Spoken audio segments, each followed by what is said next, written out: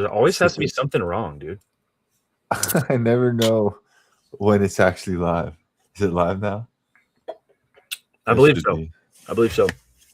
Yeah. Right. It was my fault we were late this time. Definitely my fault.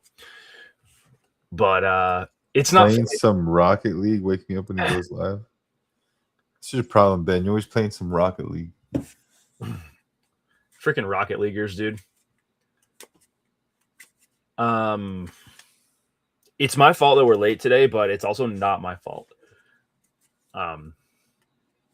But it's always your fault. It's actually Tony's fault. It's Tony. Yeah, it actually. Blame Tony. We got to have somebody to blame something on. Yeah, no, it just isn't. Oh, it's on your thing now. It is? Yeah, maybe we just had to go live. It's on my YouTube? Yeah. It's not. It's still not showing up for me. I just saw it right now. I'm watching it right now on your channel. Oh, yeah, there it is. Now, yeah. Okay, great. Yay. Great. There it is. There it is. Look. It said I was offline, but it was lying. It was offline. So, man, what a week. What a freaking week. We got a lot of news dropped on us. We got a lot of news. Yeah, well, we'll give it like 2-3 minutes. Let people get in here. Yeah. Who's in here so far? Well, we got Mr. Gazer. Oh, Gazer? Bro, congrats on the Keira Knightley autograph pull from Sapphire, bro. Yo, he's been on a roll. Dude, for real. Jungle, when did you chop? What the hell does that mean? Goop. Yo, what up, rolling? Yo, what did you chop? I don't know what that means. My hair? My haircut? It was like a week ago. A week ago. All right. Things seem to be quite dandy. Dandy. All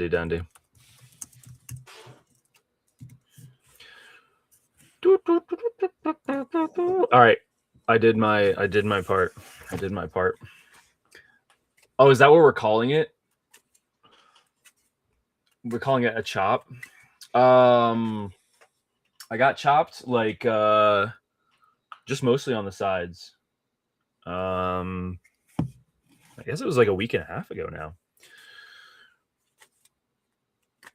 Yeah, it was longer, yeah. I still kept it kind of long. It's kind of long in the back, but yeah.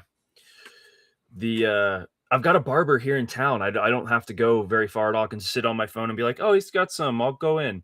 And I'll just book it, and then it's like I could walk there if I wanted to. It's lucky. It's kind of nice, yeah. Really, really nice.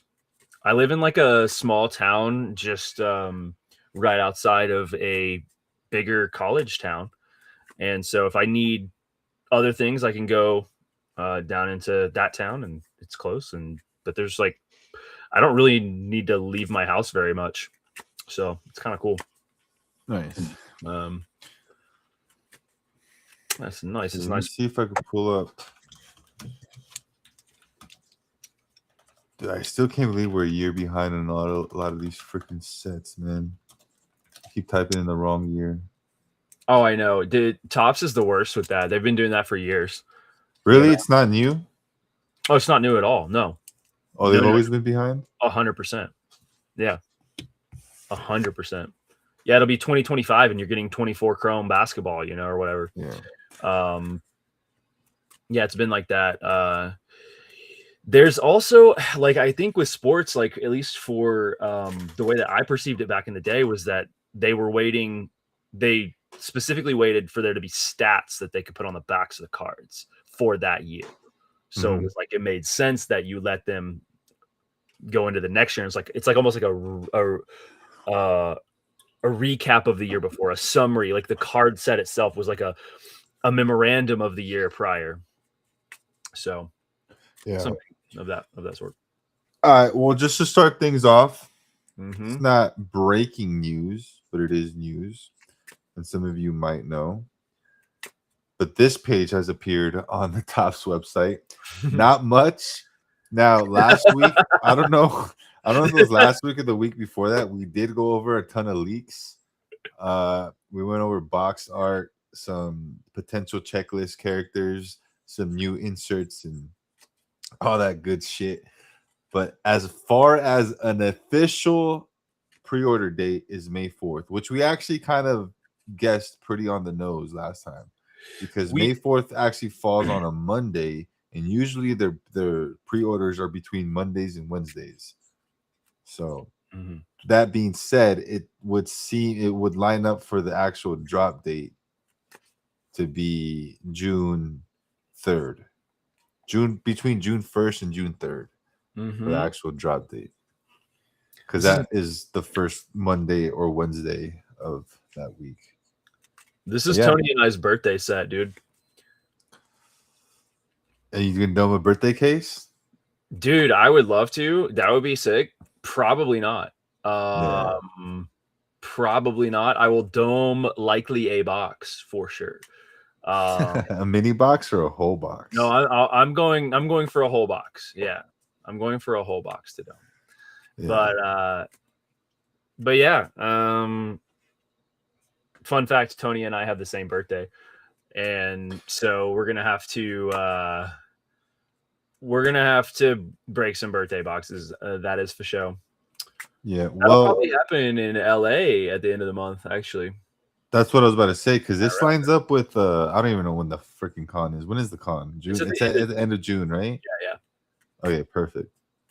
So this is probably my second favorite set of the year. I'm not gonna lie. If Smugglers becomes a yearly set, I think that beats Masterwork for me. But right now, this is my second favorite set behind Galaxy.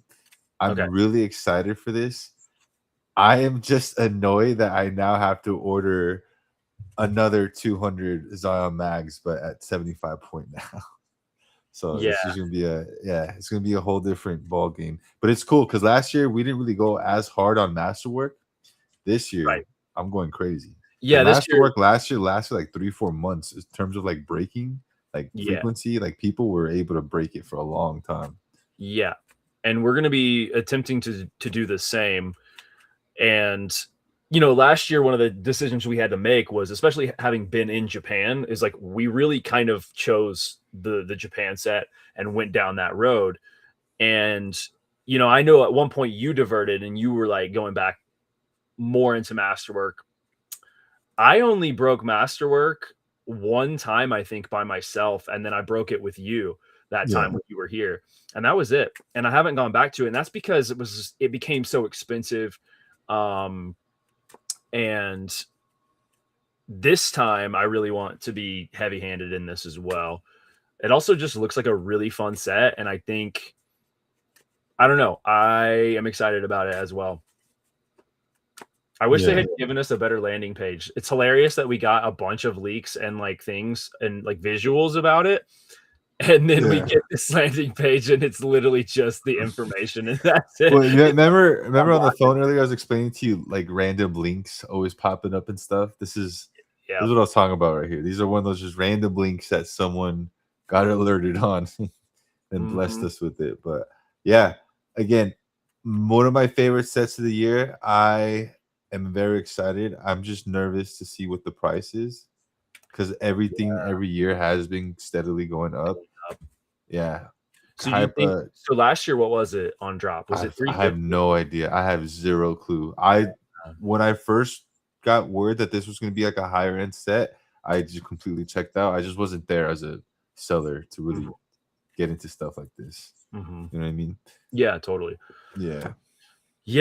It's I want to say it was like, I want to say that it was somewhere in the 350 to 450 range per box. But we saw some leaks. We haven't seen a checklist yet, correct? No checklist out there. No. That's my main complaint right now, is that we are a week and a few days out, and we don't even know what we're pre-ordering. Yeah. Yeah. And if it wasn't for that Fanatics Con thing, we wouldn't. Yep. Honestly, all we would know is May 4th. Yep. Totally. Yeah. It almost seems like they are scrambling a little bit to try to get things out. Do you think that we'll get anything before the pre-order, or do you think that the checklist will come out with the pre-order? I think the checklist will come out probably like a few days before. Okay. There's it doesn't make sense why, like, you know what I mean? Yeah. Yeah. I think Smuggler's checklist. Honestly, I wouldn't doubt that this checklist appears like by like Sunday or something. Yeah, by the end of the week kind of thing. Yeah, that'd be nice. Tony's saying 350, so we're probably gonna see, I don't know, 375 is what I was thinking. 360, yeah. Mm-hmm. It's gonna be one of those like 375 pre-order, 380, 390 regular release. Probably so. Yeah. Yeah. Rolling's asking here about variants, canvas, wood, metal cards. We probably will, if I had to guess. Yeah. Like the out of 25s were canvas, is that correct? Something like that. And I think the out of 10s were wood. Mm-hmm. Yeah.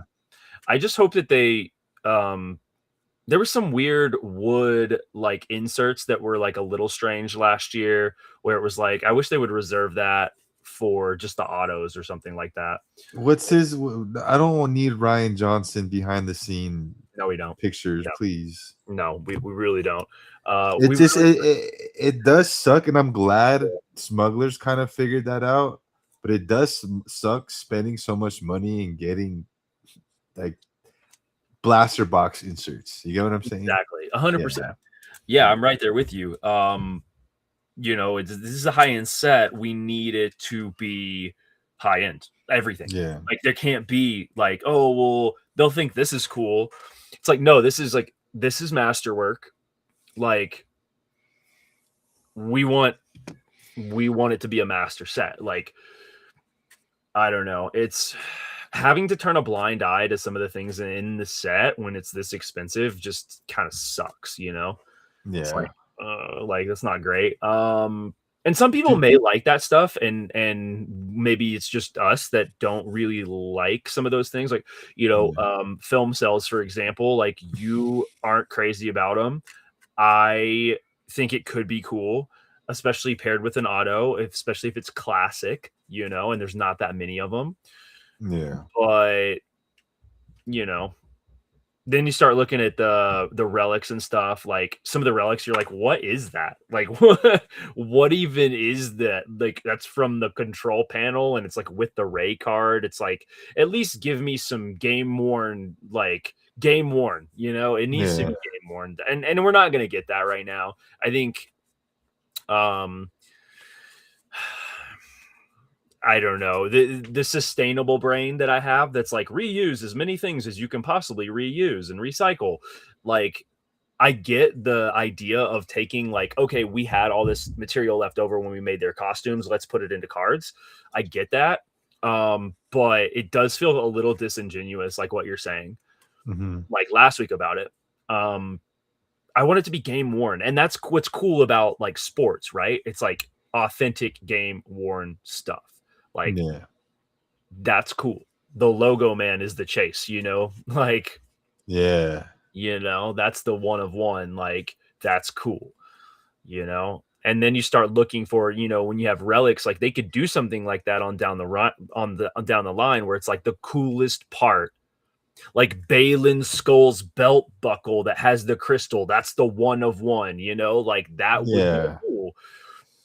That would be very cool, but it's not really how they're thinking about it, I don't believe. No, I mean, it's also not very practical because those things go in like auctions and private collections and kind of stuff like that. So it's all over the place. My thing is like, where does this sit? Because if last year's Masterwork was 350 and this year's Smugglers was 350, from a tier list perspective, where do you rank if Masterwork's supposed to be like the high roller set of the year and Smugglers is kind of that plus more right now? It's like the high roller set with the exclusive title to it. versus Masterwork is a high roller set, but more it's like a global print. It's just easier to get your hands on, more accessible. You get what I'm saying? Because when we did the math, there's a huge print limit on smugglers, 3,600, 3,700 cases, something like that. Versus Masterwork, there could be 10, 20, 30,000 cases. We really don't know. But yeah, we won't know until we look at the odds sheet. I don't know. I do feel like it's similar though. I do feel like it's very similar. It would be wouldn't it be a lower end set than Smugglers, but by a hair? Well, then I don't know, because in Smugglers just a bunch of low end sets combined. Well, it's like medium sets with high end sets, because you have Galactic Antiquities, you have Finest, which is more of a medium set. Yeah. Like Finest is like above their flagship, you know. It's like you have like your Chrome set, and then you have, if this is all that we have, right? Like we don't have the original, what people consider to be the flagship. There's no paper flagship set. It's like just Chrome. And then you have Finest, and then you have Galaxy and Hyperspace. And then you have, or maybe Hyperspace and then Galaxy. And then you have, Finest is in there somewhere. Finest is above Chrome though. But not a ton. Then you have, GA is obviously high end. Yeah, it's like mega high end. So, but yeah, I don't know. It really is a mix. It's just a melding of things that, like Chrome Black is a bit higher end than like their Chrome set too, right? Like, so that's your medium end. So it's like medium to high end. Smugglers really is, medium to high end. Whereas, you think Masterwork is purely high end? Here's my thing with Masterwork.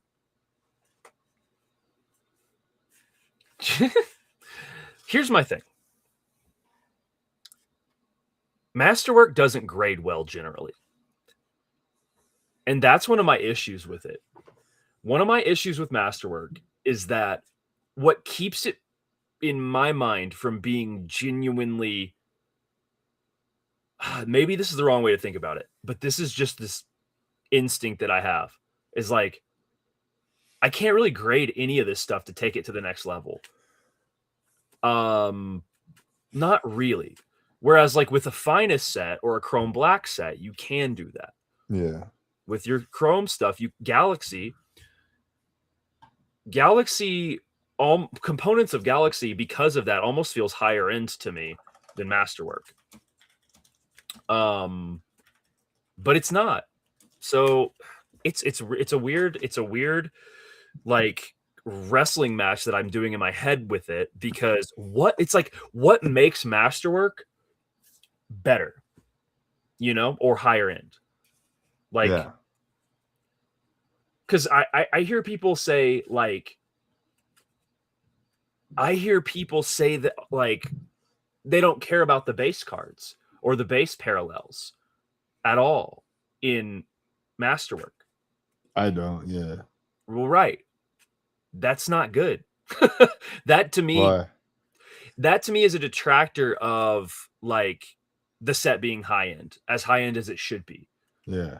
Because you're basically saying that the majority of the set you don't care about, and that's I think that's 99% of people. Yeah, and that's problematic is what I'm saying, because like, whereas with Galaxy, for example, like there might be a parallel that you don't like, but all the time people are like, oh man, I still love the lava parallel, even though it's out of 250. It's the most common one. People still love the green shimmer. Like, and it's different. You're getting to see constant different like combinations of things. Oh, I haven't seen a logo fractor of that card yet, But you're comparing oranges and apples. Galaxy is an art set. If you compare Chrome to Masterwork, it'd be a lot more similar, where people kind of do the same thing. They trash most of it. Even the inserts graffitis don't do much. Like it's mostly junk. There's the people are there for the very few hits. Even the reflections in Chrome aren't too hot right now, just because Chrome is just printed to oblivion. I think with Masterwork, it's people are there for those two autos, the sketch, Yeah. and hopefully there's no relic. That's what people are there for. Which sucks. That's the thing. I'm like, how? That's what. See, and that's my problem with it. That's why I wrestle with it so much. Is because I'm like, it's cool, and I get that it is a fun rip because of that. But like, to basically say that like I don't want 25% right out of the gate of what's in that box sucks. Like, we should be excited about lots of the possibilities. I mean, if you're based off that logic, if you open up a box of Galaxy, I only want like 2% of what's in that box. Yeah, I mean, I guess that's fair. Yeah, That's fair. But a lot of people like to collect master sets, like they want the whole set of mini diamonds to have in their binder, or like the whole set of refractors to have in a binder, and they will put that together, and people like doing that. And I hear that a lot, but they don't want to do that with other sets. They just really want to do that with Galaxy. So I don't know. I just wrestle with it. I get it. Like, people want the sketches, and the sketch pull rate and the auto pull rates are great. You've got on card autos, which is great. And there's some big stuff you can hit. That's awesome. Booklet sketches and stuff like that. You think we're going to get the booklet, not the booklet. What are they called? No, they're booklet sketches. Yeah. Where they fold out. And just two. Of course, yeah. Yeah. Do you think we'll get anything more than that? Well, sketch-wise, I have no idea. Honestly, sketch-wise to me is probably the biggest driving factor for a set like Masterwork is the guaranteed sketch per box. Because that's not, I don't know any other set off the top of my head that can guarantee a sketch per box. It's usually guaranteed an auto. Yeah. So the guaranteed sketch per box is honestly what gets people going, especially knowing the Josh Trouts, the Ciscos, the Angels. Those are out there in that set, and that's remember her earlier. You're showing me the Hit Parade sketch stuff. That to me is like the mega version of it. Yeah. Masterwork is like a mega version of Hit Parade. You're really there for that one sketch, and you kind of have 95% just stuff that you're gonna sell to get back money to get into the next break for the next sketch. Yeah, that's how I feel like. Because even the autos, like even if you go on, and again, I don't always want to make everything about reselling in the secondary market, but if you go on eBay and as a person who's always buying out people's singles, Masterworks are the cheapest autos.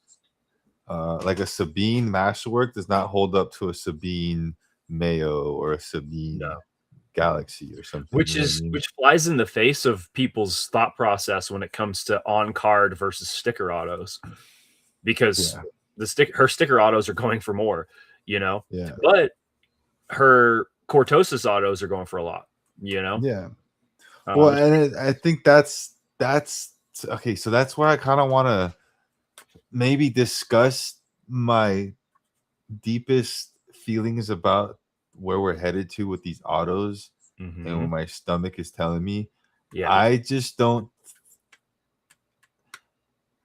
So Disney Chrome just got announced, and a bunch of stuff got leaked, and they have autos like Jack Sparrow, Johnny Depp, he's on there. Demi Lovato is on there as an artist, so they're getting really cool signers. You know what I mean? They're getting really, really, really cool signers that you're not really going to see. It breaks my heart knowing that there's going to be another triple 101 auto of Lando, Han, and Chewie, Peter Mayhew in Masterwork. And that to me just kind of hurts, as not because, he's biased because he pulled the one from Smugglers, he doesn't want anyone else. It's not that. It's just the fact that like this moment that we all shared is just going to keep getting fabricated and repeated with every set. And to me, that kind of just ruins the fun of like having these specific sets.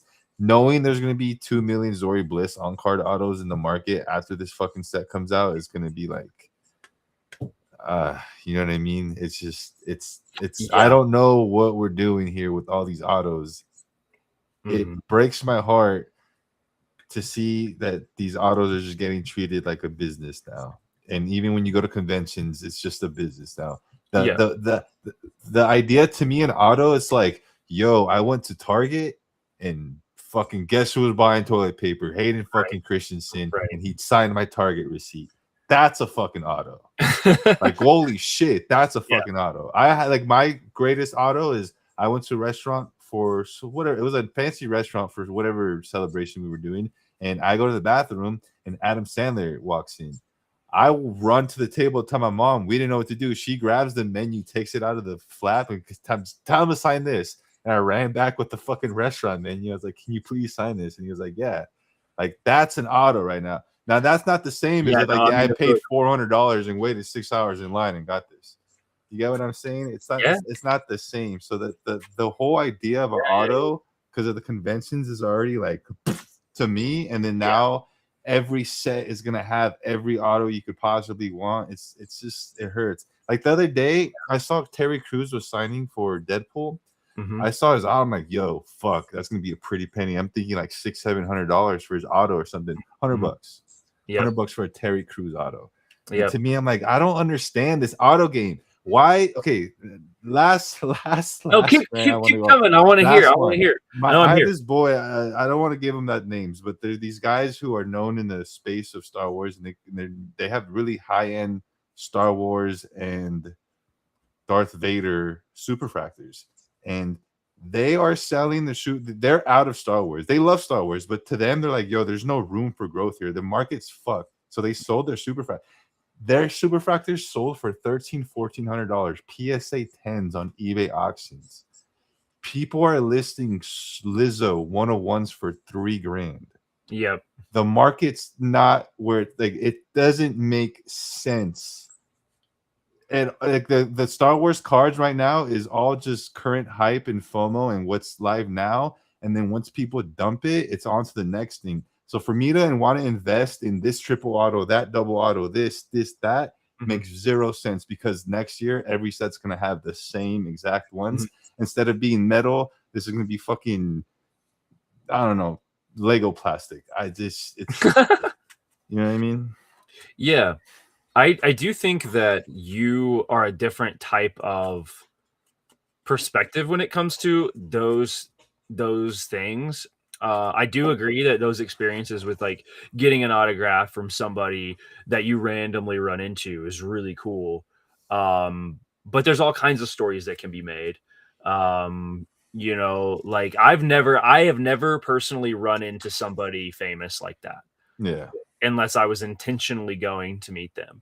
And I yeah. think part of that is like where I live. It's like I grew up in Oklahoma. Actually, that's not true. I did have one famous person come into the shop that I was working at, and I helped them shop, and I sold them stuff. Yeah. And it was Amber Valletta, who's a supermodel and actress. She is in Hitch. Um, if you've seen that movie, the woman that Kevin James wants to get hitched to. So she's it was really cool because but I didn't get her autograph. I just you know Yeah. got to hang out with them for an hour or two, selling them things, and I sold them thousands of dollars worth of gear, which was cool because they were going Mhm. on a trip and I got to outfit them. Like, that's a cool experience, and I do get to cherish that experience without having a memento of it. um but I do see the storytelling part. It makes it fun, whereas like with this it's like we're just chasing it in a way. um Well, it's gone from a one of a kind experience to mhm. a factory line. Right, It's exactly. they've That's what. bottled, they've put air in a bottle and sold it to you, Mhm. kind of Yeah. situation. You know what I mean? Well, And, and and again, but let me preference this. I'm yeah. not saying autos are bad and this is terrible. I am just saying, for me personally, I don't like where this is headed. and I don't see value being sustainable within this industry, specifically for autographs. Mm-hmm. Um, it breaks my heart knowing in 20 years a Hayden Christensen auto is going to be in everyone's back pocket. Mm-hmm. It's just true. Yeah. It sucks, but it is what it is. Yeah. Mark Hamill, from a asshole perspective, I wish he didn't do any more cons. Yeah. It just really tanks the value of what it is now. And again, I hate to make everything about value, but if we want to get into the conversation, that's where my head is at. Right. Leading back to Yeah. the whole masterwork thing. Right. Well, there's two frames of mind, and the one frame of mind is that, yeah, like you've got the like the personal value for an item that you have, or an investment value, Yeah. and then you have like the let's let as many people get to have that experience as possible, because that's where like a different set of values lies, like what with what Bryant is saying and Tony is saying. um you know, getting to meet people, like I have a one of a kind experience meeting Billy D. Williams, you know, meeting Lando, like that.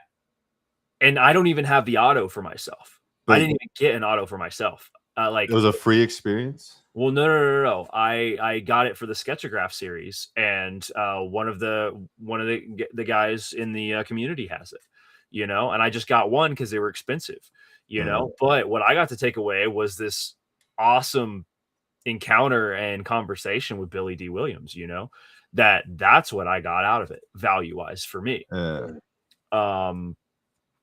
So yeah. Yeah. Again, I know people like it. It's just that's definitely not for me. Yeah, I totally. don't really. Again, I personally don't care to wait in a line to meet someone who did something. Mm-hmm. You know what I mean? Yeah. Yeah. No, I get There's that. not very many people. If I had to name one person who I would do it for, would probably be like George Lucas. Yeah. That'd be the no. I would wait days to meet that guy. Yeah. You know what I And mean? that makes sense to me, because it's like, again, it's like you have your set of interests, and Yeah. you know, but like Tony and myself, like we like to go stand in line and have our moment meeting somebody and have them sign something specific that we care about. And because I, you know, parts of my collection have that, you know. Like I have a funny little experience with Anthony Daniels, you know, and I have that auto that like no one really has in that way. And yeah, you know, people are piping up in the chat that I think is kind of important and relevant to this. It's it's interesting. So Rolling says they are only overprinting mid to low end autos. The big ones are still tough, but when they're hit, you see it everywhere. How do you think that is playing into our perceptions of that? Because like, for example, like, yeah, I mean, I'm not talking about top Star Wars autos. I'm talking about autos as an entire idea, an autograph. I'm not talking about this entire conversation was not about top cards autos. I'm talking about the idea of an autograph itself is not as special as it was 10 years ago because of the hype. Like I was talking about the whole film industry, how what was that bomb movie? Holy shit. Oppenheimer, yeah, said that this was going to be the last movie to ever be filmed on film. And then once they did that and saw the success of that business, then all of a sudden every movie after that was on film. So it's like kind of like the same thing. Is like this used to mean something, but now that they saw everyone is down to pay something for it, they just every con, every state, every city, every pack, every card, auto, and it's gonna get to a point where it's like, I don't care what anyone says. If you're emotional about Hayden Christensen, I get that. That's your boy. But it is going to be a point in 10 to 20 years where his auto is going to be on cats, paper bags, fucking every Black Series helmet, every Black Series fucking Vader 6-inch figure, every Funko Pop, every fucking. It's just going to be. It's going to be insane. You know what I mean? Yeah, I mean, it definitely could be. It definitely could be. I think it's a personal experience thing too, because I that's like where like for me some of that is is happening like because it's like the experience of getting to like have the conversation with Emily Swallow, the armorer, and show her a card she's never seen before that she gets to sign. We get to share that conversation. There was no one else in her line, so she and I just got to like chat it up. Like I would never have that experience personally if like she didn't if there weren't conventions, if there weren't cons, you know.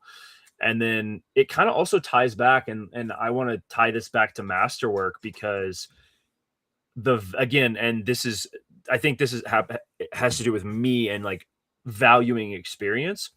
Um Yo, Clone Force. I did you said it. I wanted to say it, but it's literally the same thing as prostitution.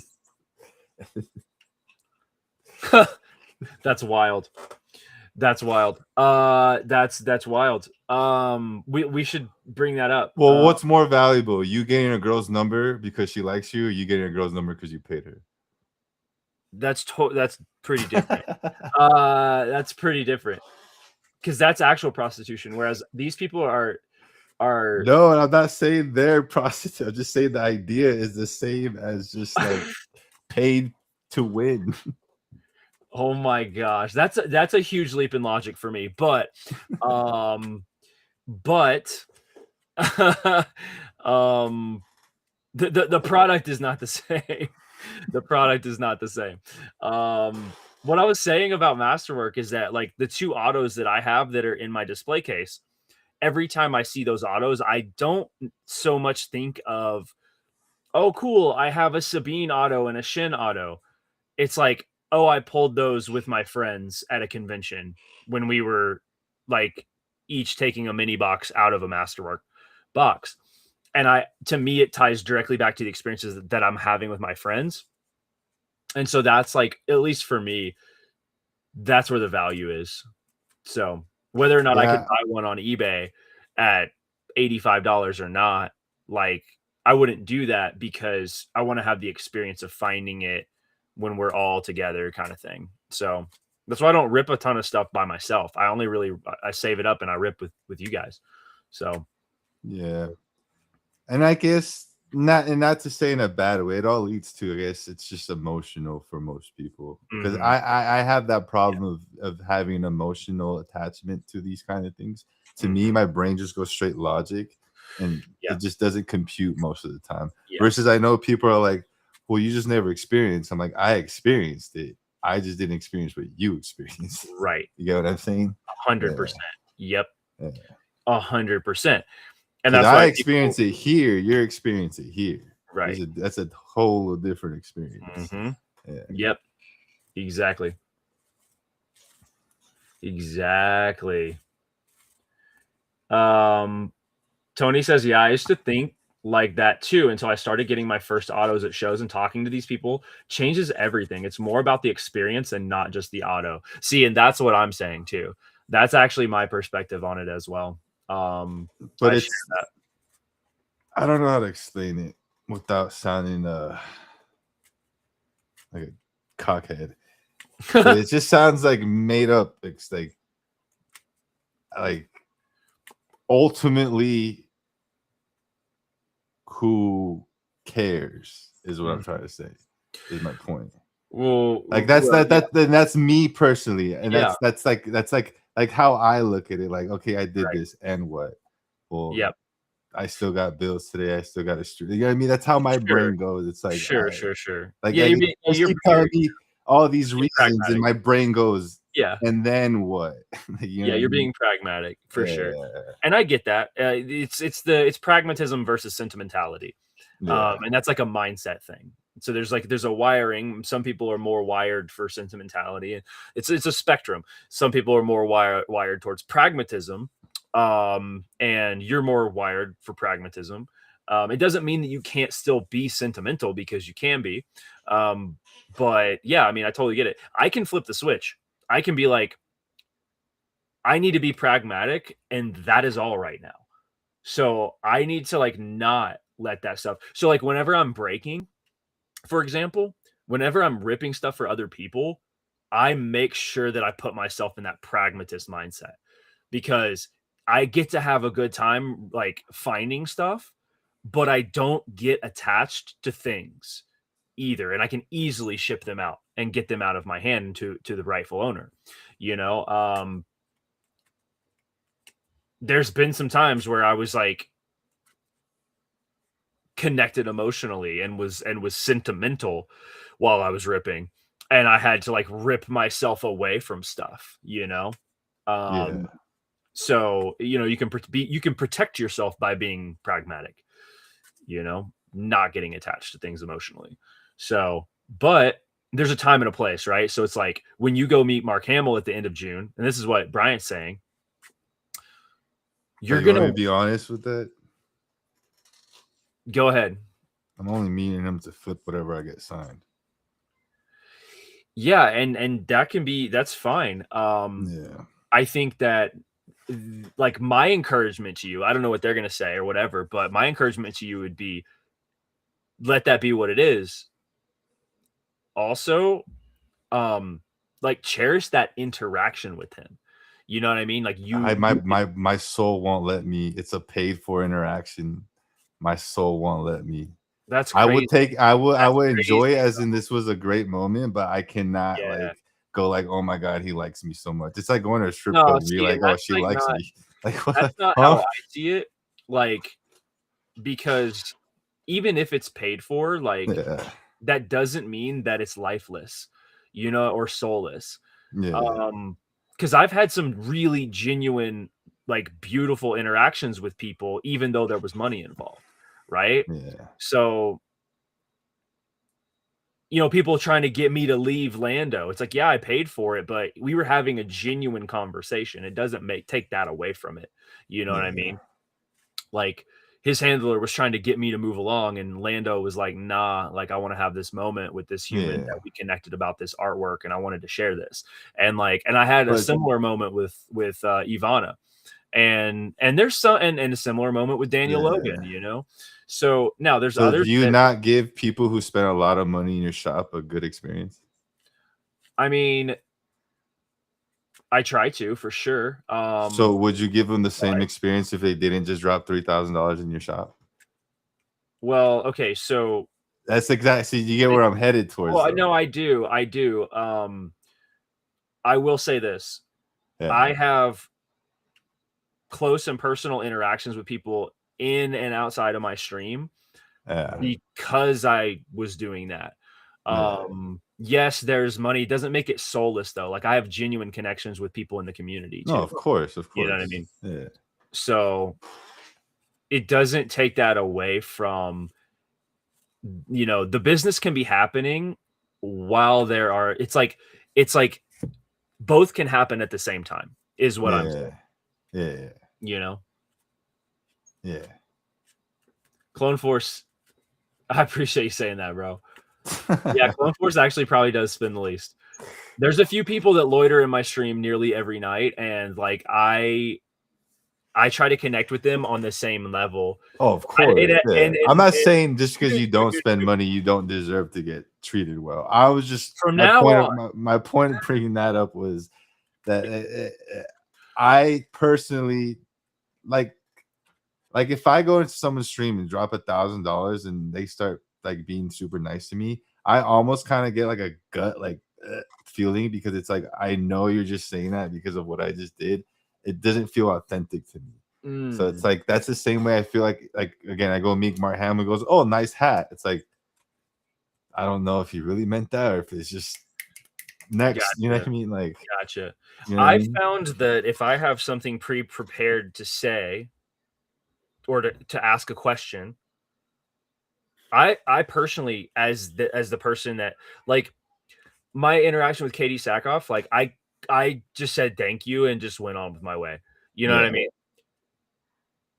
But Sam Witwer totally different because I was like, I had a question I asked, and then it ended up turning into this whole conversation, you know, and it's it can, yeah, like I said, like it could be both. I think it's up to the person. It's not. It probably will not be up to the signer to have a genuine reaction or interaction with every person. If you want one, then you have to be prepared to try to get one. Like Mm-hmm. that's kind of how I see it because that's what my experience has been. Um, Yeah. it's like I want to tell you something genuine and heartfelt in a way that I appreciate you and your work. Like with Hayden, for example, like I just thanked him and said, "Hey man, like thank you so much for coming back to Star Wars." Like, you know, we know he went through a lot with like a lot of hate through that era, and to come back was really powerful.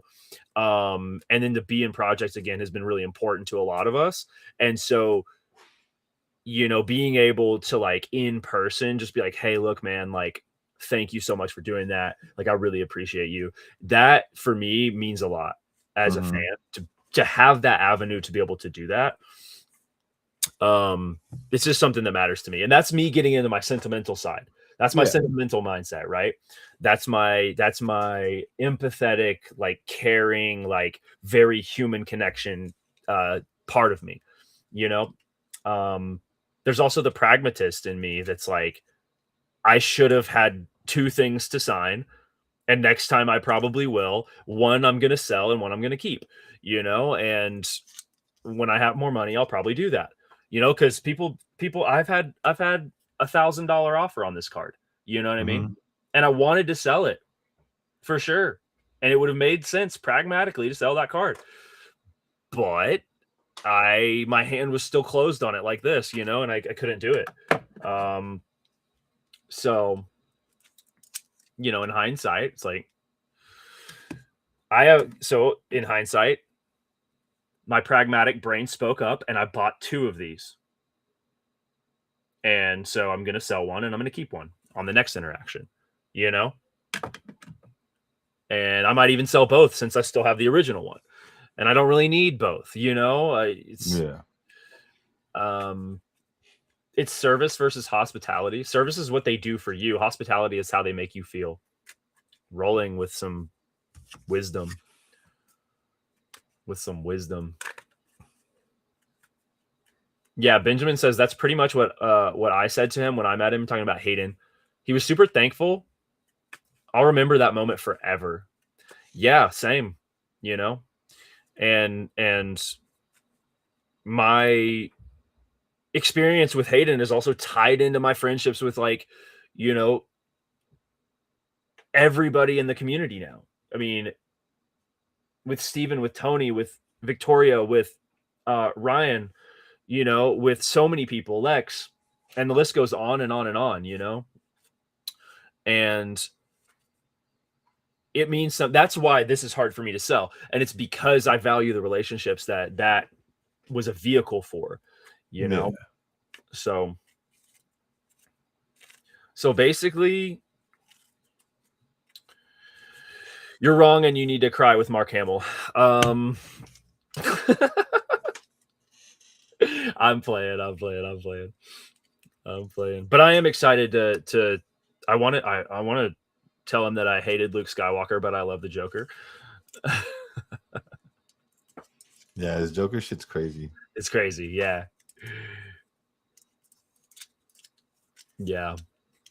No, that's gonna be cool. I really see, and the main reason that I want to come out for that is not because of Mark. Actually, it's because of you guys.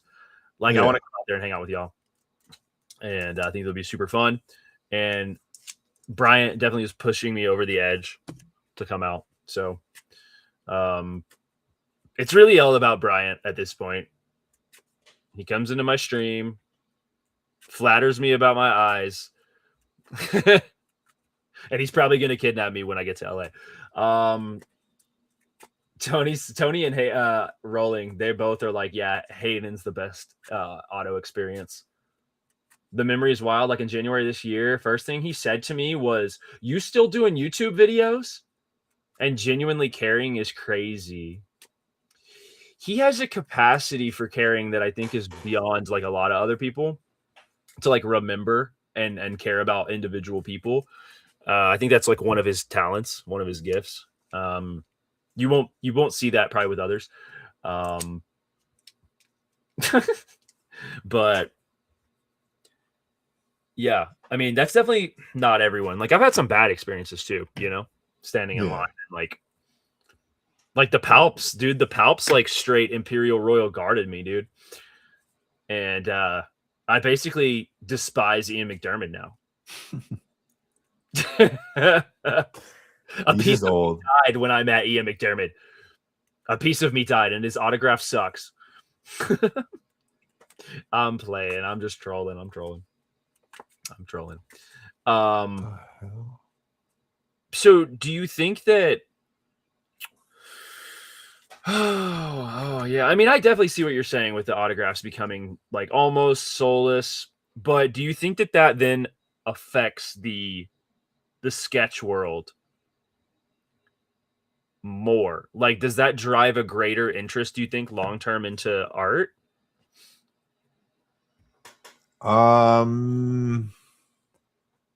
Yeah. I don't know. It depends on what long term you're looking at. Because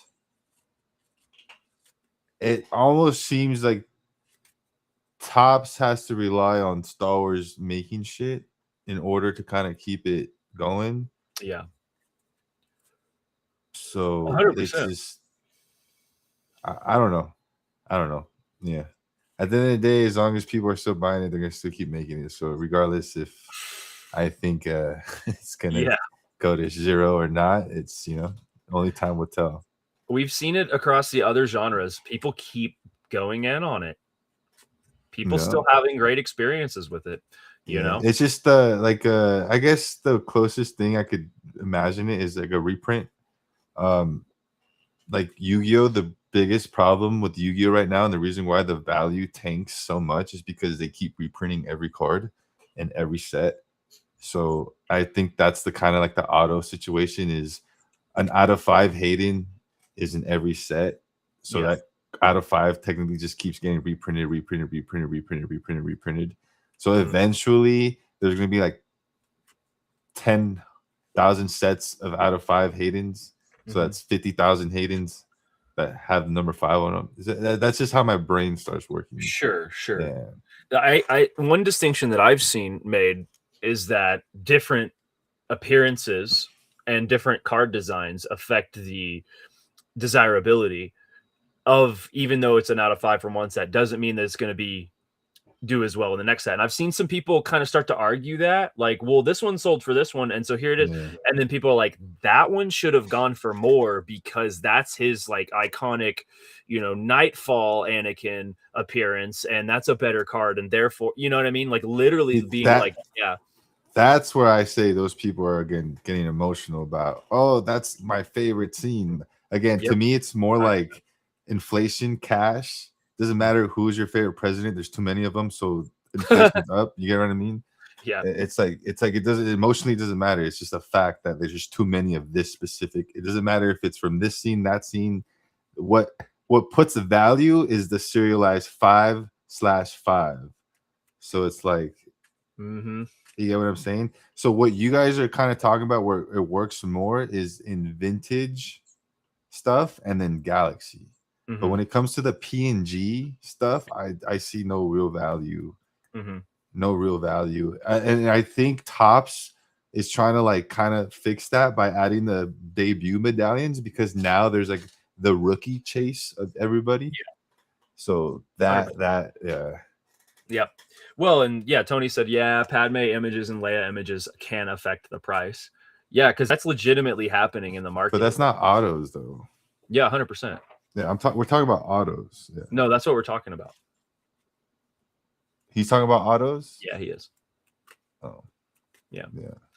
Yeah, no, it genuinely has like historically shown to be the case. Um Different appearances being more desirable for autos. But has anyone checked to see if those more desirable appearances are actually, in fact, a rare card?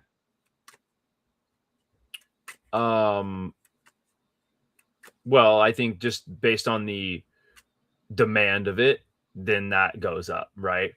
Um because there's not that many anyway, right? So like for Padme, for example, or Leia, or Hayden for that matter, in top stuff too, because people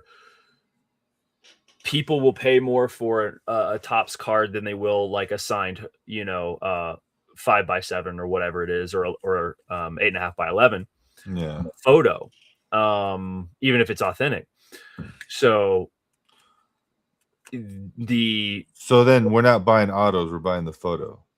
you're buying the combination of things for sure. Yeah. Definitely. Card design, photo on the card, and the auto.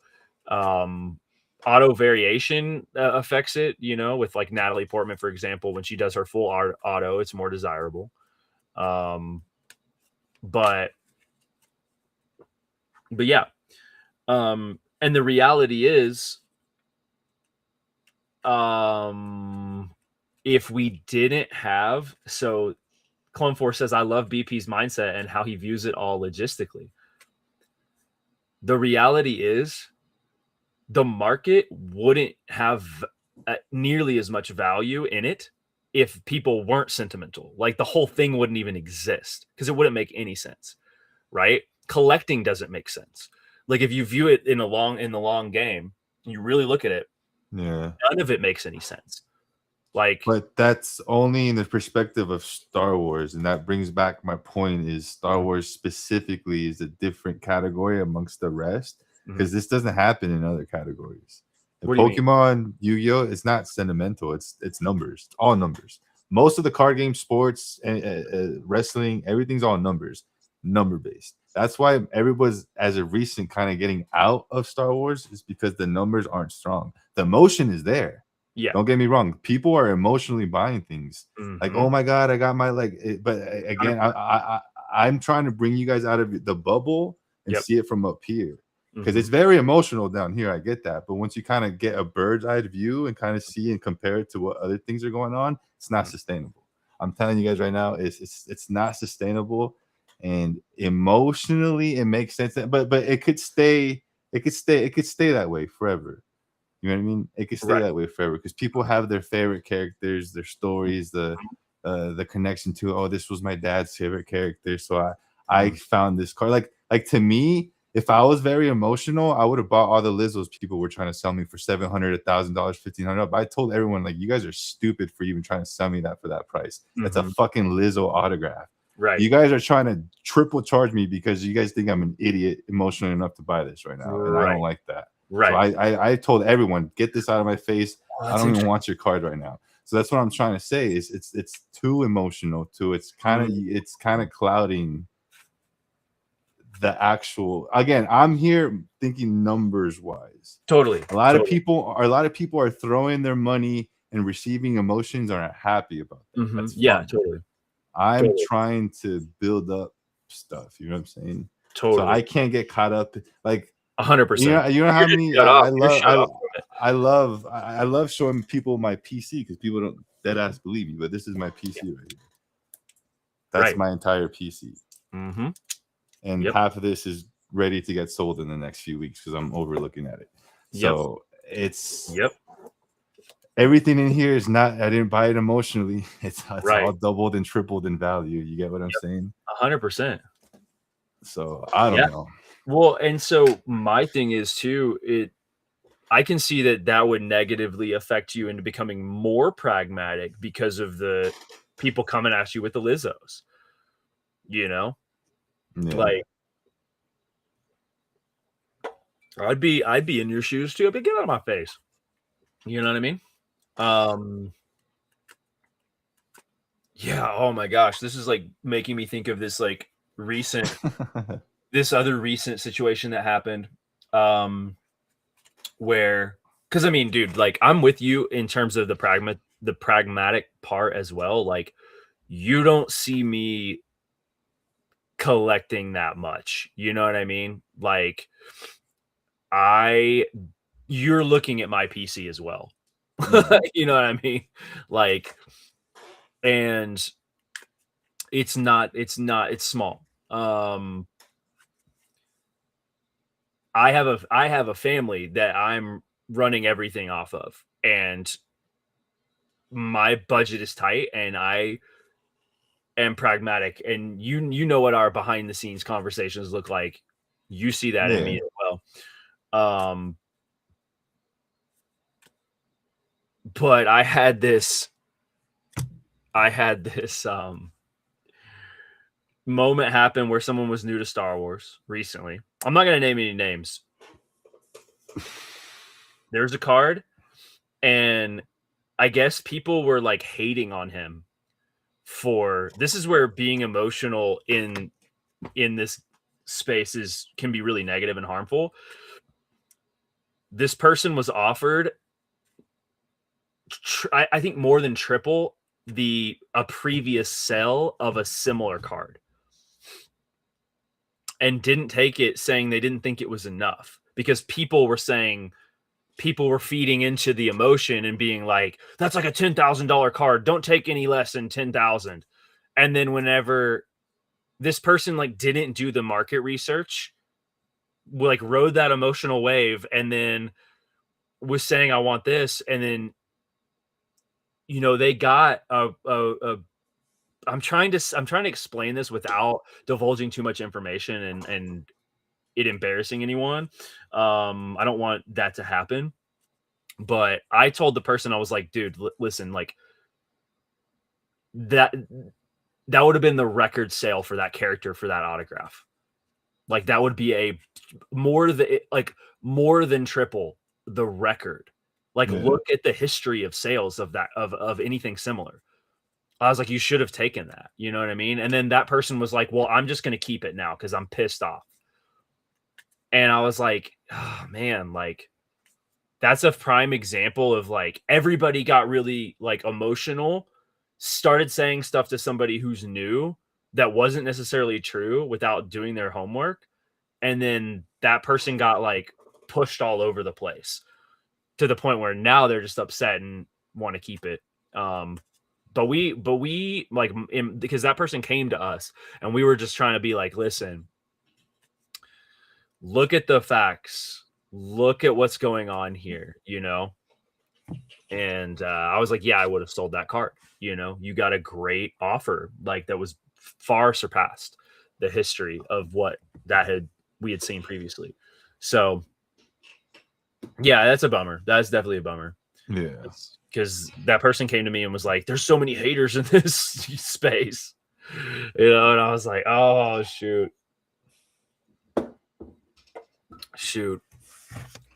But so what do you so as a streamer, as a breaker, then what does that look like for your future? Like if you see the bubble not being sustainable, if you see the Star Wars card market like not being, I see it going up. You're saying it's going to go up and pop. Is that what you're saying? No. Oh, okay. No. Oh, okay. I guess I was confused about that. You said it wasn't sustainable. What does that mean? Like I can't. So like I'm an investor, bro, right? So everyone right now is emotional over this specific card, these specific cards. I can't invest in those cards assuming that's going to be a good investment because next month everyone's going to be now emotional about everything, something else, and then those cards are worth nothing. So I can't be investing my money based on an emotional market. I need to invest my money based on a numbers market. So as of recently, I know people have been noticing I've been buying Pokemon, I've been buying Yu-Gi-Oh! I kind of been getting my money out of Star Wars singles. Right now, I'm not buying for my personal collection. I'm not buying Chrome. I'm not buying Masterwork. I'm not buying any autos. No sketches unless it's a Trout, Angel, a crazy, something crazy. For my personal collection, I'm not like this is the kind of stuff that I'm putting in the PC. Yeah. Not because I think this is going to be a $2,000 sketch next year, because I know I spent $550 on this. I can get $550 in 6 months. My money's not going to lower this. If anything, 100%. I can make a little bit more. So that's to me smart money. Yeah, I'm not gonna go buy like these. At the beginning, these were selling $1,000, $1,500 for the base ones. People were emotional about them. If I would have bought them back then, thinking they would have gone up, I would have got fucked. I waited 3 to 4 weeks, I got to add a 10 for $600. Yep. Again, not because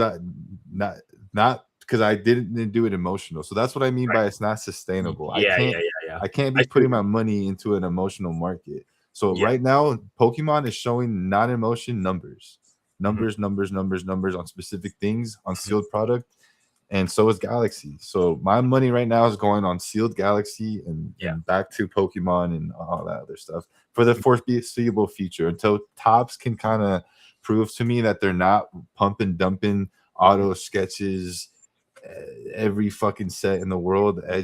Right now I'm scared to push the gas pedal on top Star Wars as a collective personal. As a Yeah. seller, Yeah. we're in a great spot. Okay, so We're in a great that spot. makes a lot of sense to me. Yeah, yeah, yeah. So Yeah. that I was having trouble like seeing your layers of thought and like the different components. That makes a lot of sense to me. That makes a lot of sense to me too. Because I don't really invest in singles unless it's something that I really like for my own, collecting experience too, which is still small, right? Like um but I like art. I'm an artist. I like art. And so sketches are more my thing. There's specific stuff that I'm like, yeah, like I love that design. Like with the tribute autograph, the C3PO tribute auto super, like I still to this day, and I do think that that was it's a grail piece for me. And I think it was Mhm. a great investment. Um, you know, but it depends on how long I keep it. How do I keep it forever? To be like, something that's like an heirloom in my family that, when I'm gone, they can do something with. Um, or is it something that I should like move earlier, Uh, those are questions, but I'm not buying up stuff like that all the time either. You know what I mean? So, Yeah. um, I also know it's like that Padme card. Like I know for a fact, like I could move that 3PO like right now. I could get off this stream. I can move it right now. Yeah, exactly. You know? It's volatile, it's liquid. Mm-hmm. Yeah. So, and not be out, I'd probably be up. Yeah. But I also have a sealed, I'm also working on the sealed stuff. Like, I got this out to show you because, like, to me, I'm slowly buying just single boxes and putting them back sealed. Ideally, at some point, I'm putting back sealed cases too, you And know? I'm caught. I've been saying it the last 2 weeks, guys. If there's any set right now to buy, it's the one he's holding in his hand. I just picked one up today to put in my closet too. It's so funny because we talked about it last week and then we both went and did it. Yeah. And there it is. And so we wanted to actually, it's funny because it's important that I think people see that we're not just like saying whatever. It's like we Talking actually shit. mean this. Like Yeah. we actually mean it. Like so I ended up grabbing one, I put it in my display case, and then it's funny, I was like, yo, look at this. And he was like, I just bought one. Yeah. So yeah, I mean, we care about that stuff. Like I bought 3 of these from someone who reached out to me. This is the second run of Clone Wars and Hobby Box, guaranteed sketch in every one of them, and their potential sketches from animators from the show. I packed out 2 of the boxes and kept one sealed. That was a strategy that I used with where I'm at right now. I think that is a good idea going forward to collect some sealed stuff for Star Wars. Yeah. Yeah. Especially if you're like a collector out there that like has a mind like BP, where it's like, yo, I want to think about this in the long term. I want to invest. Where do I put this money that I have to invest in this sealed product? For sure. Especially Galaxy and like your more like heirloom style sets like the 22 Sapphire. Like I kind of want to buy a case of that. Like if I were gonna buy a case right now to put back, it would be that, like for sure. Yeah. So, and then probably Galaxy after that 24 Yeah. and 25. Well, I mean, the funny thing is, if you would have asked us last year, we would have told you the same thing. But as of last year, any case you would have bought would have been a good investment. Mm-hmm. True. You could have bought out hyperspace cases 1650 all day on David Adams last year around this time, Mhm. and now they're 3200. You could have doubled up your money by buying 10 100%. cases and just sitting on them. 100%. And then the question becomes, okay, what's the time? Is there a time limit for certain things, or is it all just going to go up over time? Well, it all goes up. Well, right, but does there come a point where it's like, I guess it would. Um, just patience pays off with just putting stuff back, and investing. Um, Well, look at the 21 Galaxy people. You know what I mean? People 100%. bought that in 2021, held on to it. 2022, whatever. 2023, whatever. 2024, $1,000 a box. What the hell's going on? $1,100 a box. Cool. 2025, $1,400 a box. One day's $3,000 a box. $3,000 a box. Yeah. Now it's $32,000 a case. Yep. So it's like what when we saw it at 15K at the National. the month before it got to 30, we was at 15 at the Nationals. Mm-hmm. And that's Yep. kind of like, I don't know, man. It's all over the place. This is not financial advice. This is just my brain on an outwards trajectory. Well, this is just like what we think about, how we think about it, and what we see, like questions that we like to ask ourselves, and things we like to chew on and wrestle with, because at the end of the day, like we want to be able to keep doing this. And so, and for me, I always want to make progress, and I always want to do bigger and better things and cooler things, and I want to do them more easily.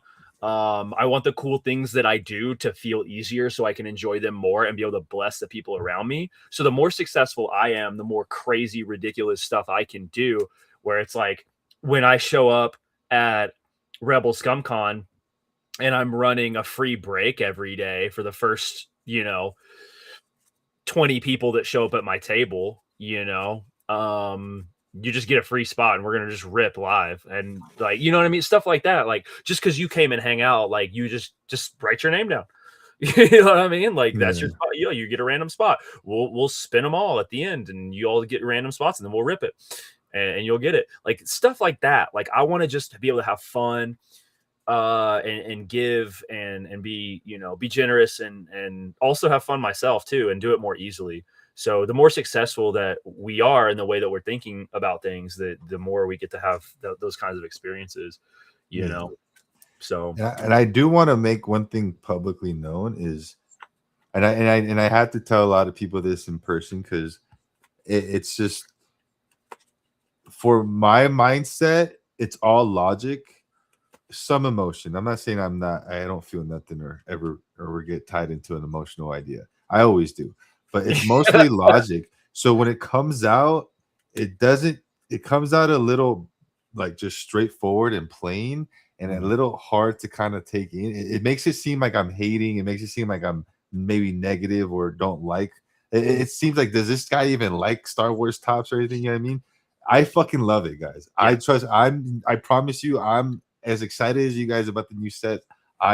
When Galaxy comes out, I nerd out about all the base cards. I love looking at checklists. I love seeing who the new signers are. I love pulling autos, sketches. I love it. But there comes to a point where I like to have a discussion, and sometimes that discussion, I like to separate the whole, like, you get what I mean? I like to actually get down to the nitty gritty of the discussion. 100%. And sometimes I kind of got to just put that hat on of like playing devil's advocate, questioning everything, and kind of going against the norm, because otherwise, how else are we going to figure out, the middle ground?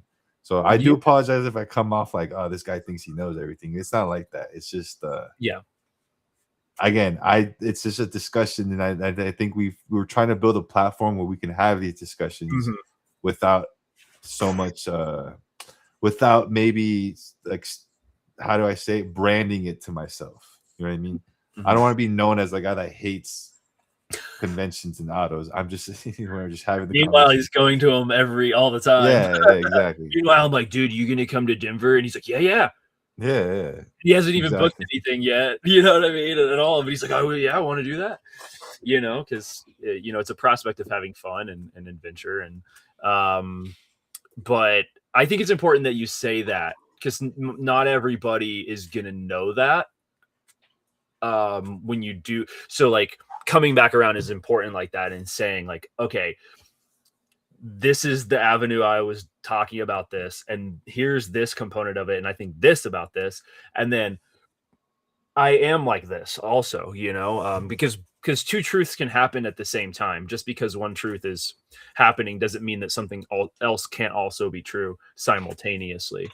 Um, I find that putting myself in the pragmatic mindset helps protect me as well, because I am a passionate, emotional person too, that it gets fixated on stuff. And I'm like, this is so cool. I want that. I want that. The fuck? Yeah. I kicked over my Red Bull. But that's what protects people like us is being logical, being pragmatic, and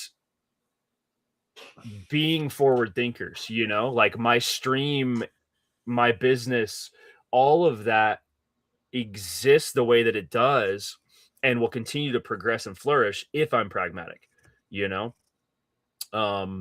If I spend all my profit on a personal collection, then I'm screwed, you know what I mean? Like, because I wanted it, so yeah, I mean, it's important to not get carried away with that, but also to remain passionate too. So yeah. Oh yeah. Oh yeah. And you know what? And I think that's a very important word you said is passion. Mm-hmm. And that's where I'm speaking from is my passion for what we do. Because I guess that's where my emotional side comes out. Mm-hmm. I'm very passionate about this shit.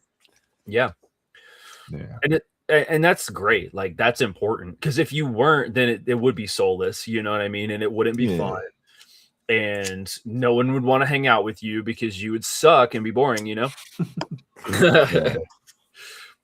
But yeah, it's important to chase that passion too.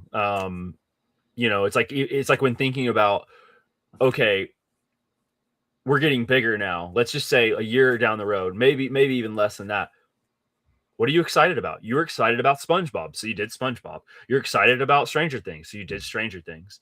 And I'm not saying that that's the only reason you did it, but those were components for sure. I personally don't really want to do anything that I'm not excited about. Yeah, of course. So it's like if I was really close to getting in on X-Men Finest when it first dropped. I was really close because I was like X-Men, you know what I mean? Yeah. X-Men, like, because I like X-Men, dude. I've grown up. I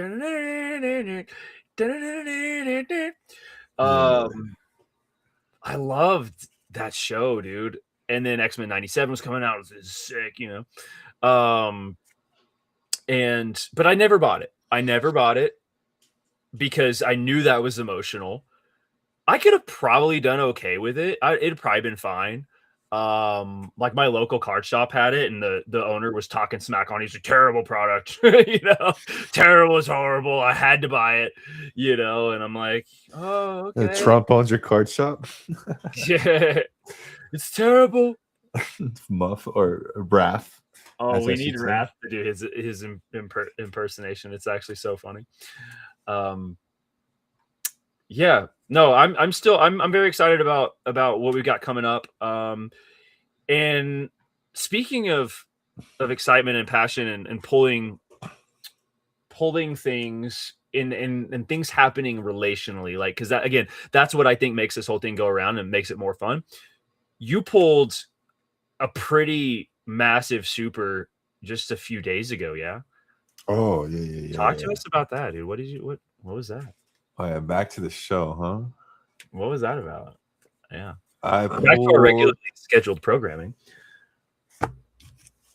So after 5 months of hunting and ripping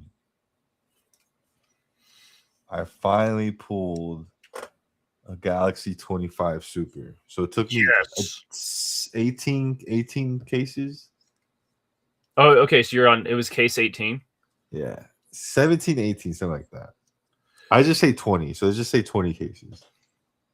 It took me about 20 cases to finally pull a Super, and thank God it wasn't just like a base Super. It was a This is one of the best ones you could have pulled out of the whole set. Yeah. In terms of like no auto. Yeah, right? Exactly. Yeah, 100%. And the beauty of this is that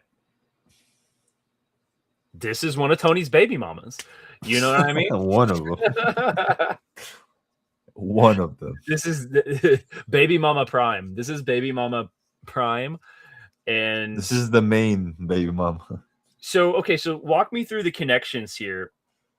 So, what was the situation in which you pulled this card? Well, that's actually kind of funny. The whole 1 second, hold on. The whole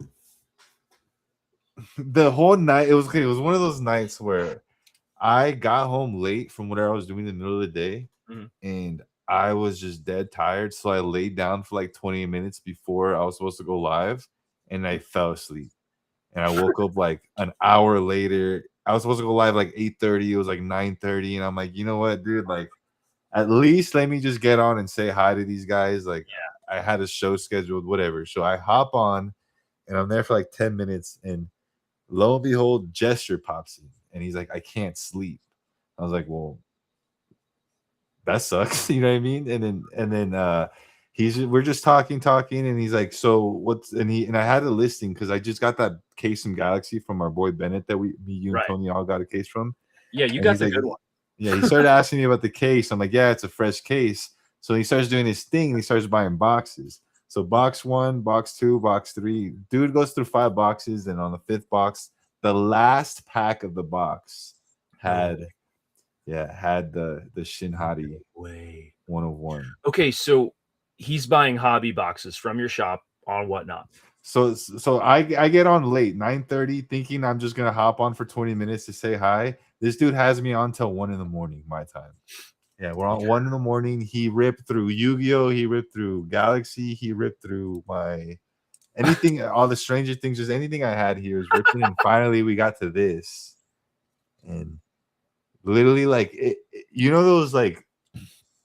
those hit that pool that just kills the room because it's so good. Yeah. Like, you have a room, like this guy's buying packs, that guy's buying packs. We pulled this, everyone just went silent. Like, it just went quiet. No one was buying anything. And even Gesture it was like 4 a.m. for him. And he was like, I cannot believe what just happened.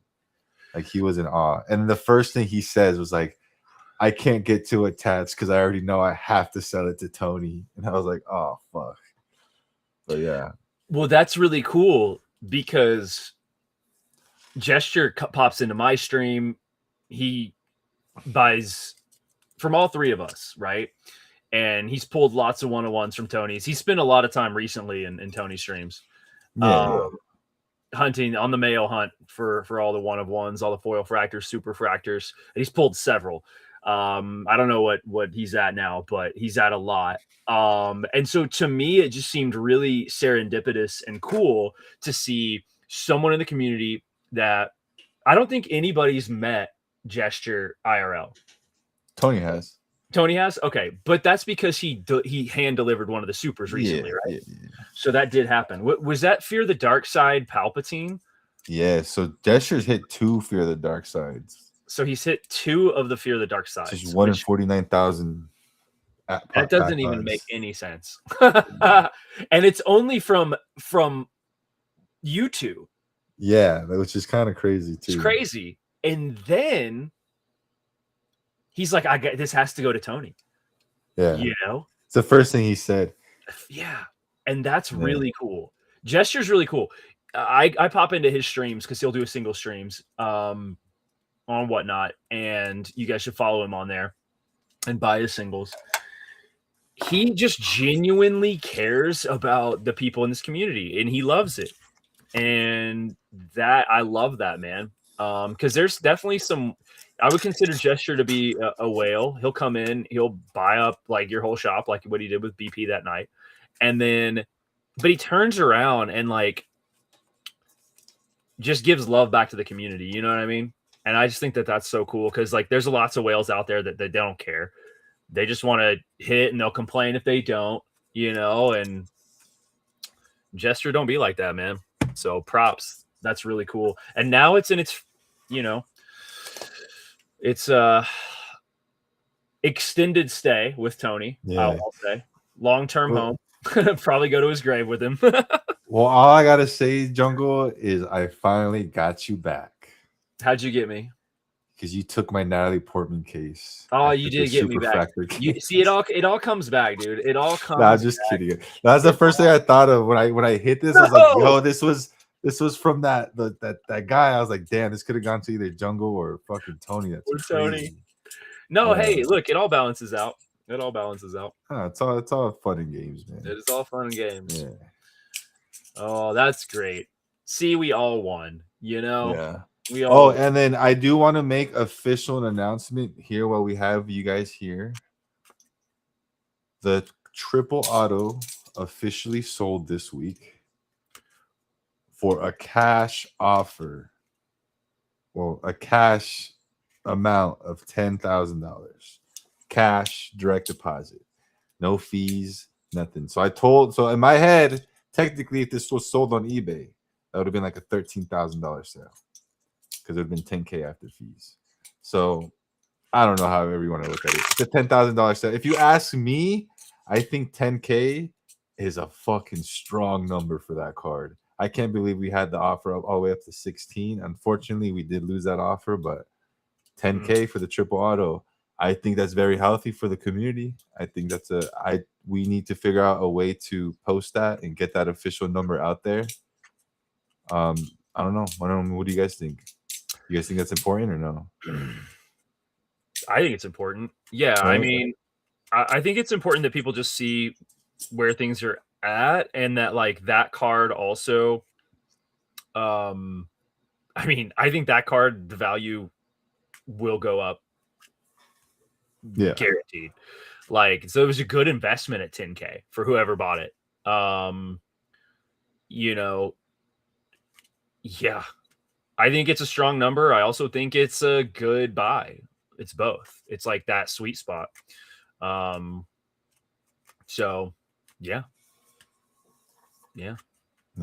I like it. You know, I know Synth for a while was doing like top 5 of the month. Is he still doing that? Like top 5 Star Wars card sales? I don't know, but maybe we could.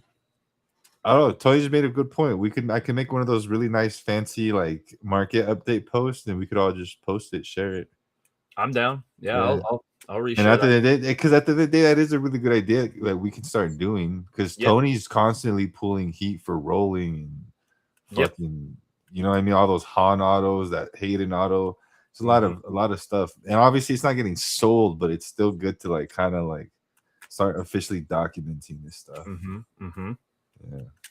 Because like one really good thing I really, really love, and it actually makes me proud of the type of community I have. Okay, that made me seem like I claim ownership that I'm a part of. Is the Star Wars card hub people? That website, dude, it blows my mind. Every time I go on that Discord, I ask a question within a millisecond, 10 people know the answer. It's a great thing to be. So I think adding more to that would be nice. Yeah, those guys are killing it. They just did that artist series as well, where all the proceeds went to like going to like research and development and finding cures and for Alzheimer's. They did that art set, so that was pretty cool. A lot of artists were involved with that. Those guys, whoever's involved with that whole community is super strong. And that's the same guys that have the Star Wars Card Hub website. Yeah. Well, super speaking awesome. about art, you got any updates for us, Mr. Artist? Oh, I'm working. Yeah, I'm working hard. So I've hit my stride, and I'm definitely pretty far along. I've covered a lot of the more like taxing ground, and I'm going to be able to start to move like a lot faster very, very soon. So I'm juggling a lot over here for sure. But yeah, no, I'm excited about where I'm at, and I have this is the thing that I can share. I can't share too much, but I have grown and learned so much working on this set that I'm really excited to be able to share. It's I think something cool that's going to happen is that no one's going to know that it's me at first glance. Like with a lot of these cards. Like some people probably will, Mm-hmm. but I'm already doing things that you've never seen me do, you know? I've done a lot of things in this set that no one's ever seen from me. So, and it was just out of like when going through and looking for my references, like it's funny because it's like I can't keep from attaching myself. We were talking about the passion conversation earlier. Instead of just trying to like play it safe and be like cookie cutter, I have not done that. I have only gone with things that I was interested in, like Yeah. subject matter wise. So like when collecting my references for what I wanted to sketch, I've like gravitated towards more complex and harder things just because it I was interested in it, you know? I was more interested in what it was, what the moment was, and how that will actually tell a story to the community when it gets pulled, you know? And Yeah. it's like I couldn't get away from that. It's like I had simpler options, but it was like, oh, but this is so cool. I have to do it, you know? Like this one is sick. I have to do this. And I've never seen it done before. That was another thing. It's like every time that I would be sifting through and finding different references, because I spent hours sifting through references, hours on hours and hours. And I I haven't seen a lot of what I've done and I'm doing.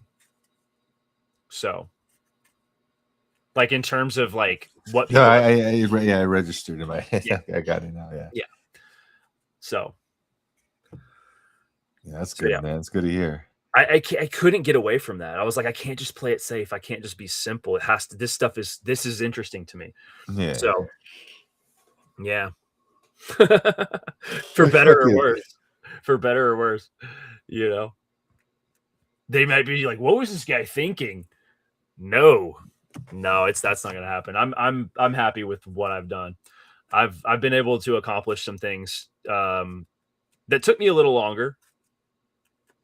That I am happy that I took the time to do it.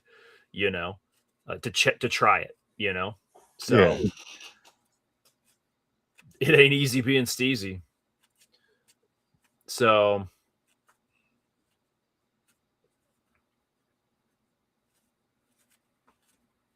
I yeah, think Brian's asking some yeah, crazy questions over here.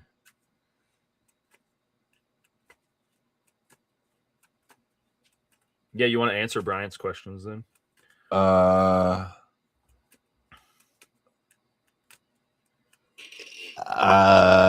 It's right away. I don't got time to wait. I don't want him for that to happen anytime soon. So I'm not even gonna put that energy into like I'm gonna wait. You know what I mean? So I don't know. I don't want to even think about that kind of thing. But genuinely, yeah. We'll see. Yeah, We'll see when we get there. I've got two that I'm having signed, and I'm probably going to put them both back, just vault them, you know, because I think that they will go up if I'm patient and I just vault them. you know? Yeah. So, Yaman. so, dude, the Rim Reaper, isn't that Kevin Durant? Oh, it's the Slim Reaper, but same thing. The Rim Reaper is that's disgusting, Ben. Ben, you're disgusting. Ban him. Ban him. Yeah. Well, I'm excited for Masterwork. What? I forgot where we started. Yep, I know, right? I know. I'm excited for it. I hope that we enjoy this. I hope it's as good as it was last time around, but honestly, I hope it's better because I think it is going to be better. I think so. I'm hoping that they do away with the behind the scenes. What do we anticipate for the insert set? So like last year it was like behind the scenes and comic book. Okay, we could have You think we'll get any Tails inserts? Because we did have Tales of the Sith recently. What did we have recently with Cad Bane? Tales of the Underworld. Yeah, Tales of the Underworld. We could have some Tales inserts. I mean, if we do behind the scenes, it better be Revenge of the Sith. Well, right. Yeah. You know That's what I was going to ask. Is there going to be, do you think that there's going to be a Revenge of the Sith? Well, I'm just thinking because they had the Thrawn, animated Thrawn inserts in the animated, right. And then the Ahsoka. So that's what I'm trying to think, like what so other. There were 4, right? So there were 4 different insert sets because you had behind the scenes, you had Marvel comic covers, you had a Journey to Ahsoka or whatever it was, and then you had the Thrawn, the Grand Admiral insert set. So something like that, yeah. So that's 4. So I could see one being Revenge of the Sith. I could see the other being Tales, because we haven't seen anything on Tales of the Underworld. Have we've gotten Tales of the Jedi with one of the finest sets, correct?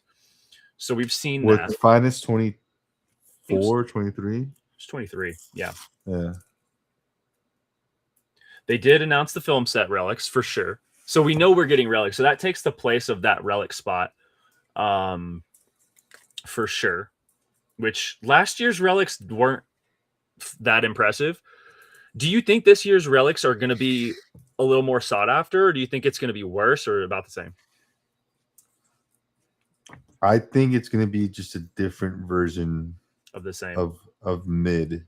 I think it just has to be in there. Yeah. For their numbers to make sense, probably. Oh, pin relics. I forgot about the pin relics. What do you think about the pin relic? Were those in 24? Yeah, they were. Because they're one of one. Right? I don't remember. I don't remember seeing any of them. I thought those were like blaster boxes, Grogu, Mando Grogu and shit. I don't know. Well, because it's like the actual end of the pin, correct? That they used to sign it for the set. That's what they say. That's what they say. I don't know. I know they have like their I don't know, key cards. Their Dedra Mural wears them. Are you talking about the code cylinders? Yeah, they go on their capes and shit. I know those come in as relics too. Do they really? Code cylinders? Yeah. That's actually kind of cool though. Like the clearance code thing? Yeah. Yeah, so there's film cell relics or film set relics. Then there's film cell autos, which, yeah, I guess that's just going to be in an auto spot. That probably won't be in a relic spot, right? But I guess it'd be cool if it was in the relic spot, because then you get like a twofer. I feel like there won't be that many of those, you know? We shall see. But yeah, I think we'll get a Revenge of the Sith. That'll probably take the place of the behind the scenes, don't you think? If they're going to do another behind the scenes, if it's someone that makes sense. Yeah. Well, at least if they're doing the same like grid work for the set, where there's like we're gonna have this, and we're gonna have this, and this. if there's 4 different insert sets, then that will take the place of one of those. Yeah. They could still do comic covers because there's a lot of comic covers that they haven't done, right? Like, so they could still do that. I want those to be rare. I'd like them so much. I just hate how they're so common. Yeah. Yeah. Yeah. Which is fair. It's definitely fair. They're so cool. They're cool. I like them. Yeah. Whenever I first was seeing them, I was like, oh, I want a master set of these. They're cool. You know? Because I like comic books, you know? Yeah. I think that's fun. And there are so many stuff. Like they could do a Dark Horse comic series, you know, where like they only do like these covers or whatever.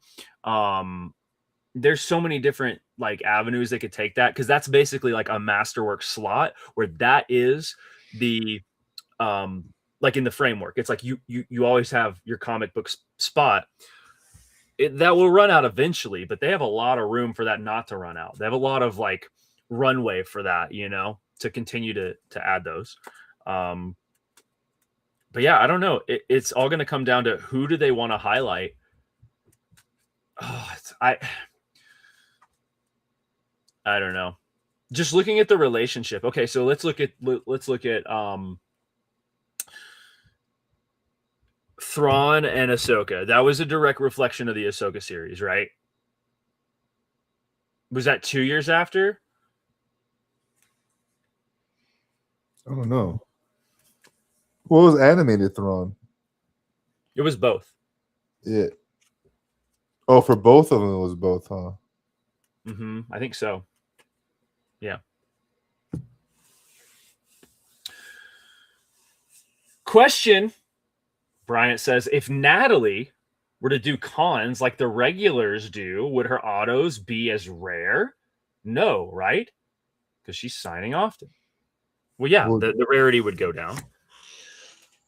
Or I hate to be this guy, but I don't think her auto is rare. It's really not that rare, no. No. On Topps cards, yes. But does she how do people get her auto? Did they run into her? Like how does that happen? Does she do send-in sometimes? I want to know who the guy is walking around with all these index cards. Index cards, bro. Yeah. Somebody that's probably like all they do. Yeah, no, I know. Like that's all they do is walk around with those cards. And just get them signed. Yeah. Yeah. I hope they do Tales of the Underworld. I know I'm coming back to this, but I hope they do Tales of the Underworld. I hope they do Journey to Your Mom's House and as an insert set. But yeah, Revenge of the Sith, Tales. Those two would be big highlights, and then continue to do comic covers. Hey. Bryant. Hey. Woo! Okay, Mr. Bryant. Okay. Got him. That's wild behavior, dude. That's wild behavior. Bryant is the Mr. Index card man. That's who he is, dude. He's the guy. Every index card is Bryant. You're crazy high. Her auto is rare. Says Rolling. All right. Well, let's see, Mr. Rolling. Let's see how rare this is. Natalie Portman. I would say medium rare.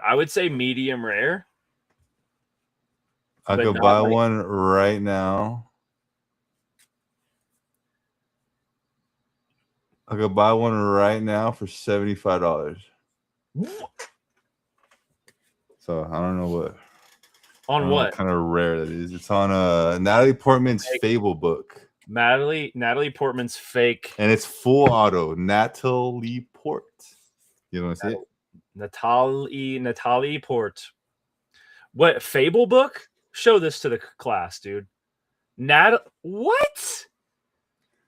Dude, $75. It's no longer Aesop's Fables. Yo, Loki, I want that. I want to read that to my daughter. So it's the same with Leia. You can buy Carrie Fisher autos for cheap, but the second that Carrie Fisher autos on a slave Leia portrait, it's thousands of dollars. Right. Like, look, 200 for this. Like, it's 135 for this. I mean, if you call that rare, then I guess. I don't know. I guess. Star Wars autos are rare, says Rolling. Rolling be trolling. Yeah, I don't know. Yeah, people cut the auto from that and put it on cards. Yeah, you see that whenever you've got slabs that say like cut. You'll see it like on the. I don't have one, but you'll see it like in the title up here. So, Star Wars Natalie Portman auto, $279.99. Is that a cut one or is that a? That's it'll say something. It. Go to the top. Custom trading card. It doesn't say it was cut though. So there's those. Bryant. $299.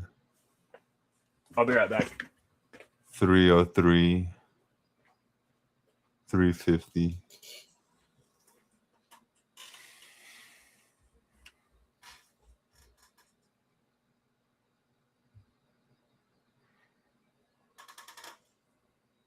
Harrison is way bigger than both of them. Chain code.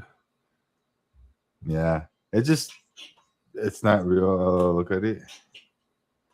Wait, people cut them and put them on cards? How the fuck? I mean, yeah.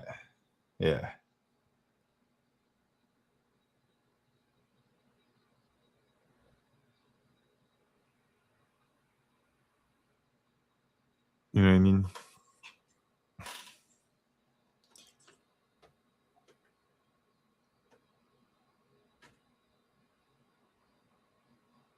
I'm just relaying the facts. Boom, boom, boom, boom, boom, boom.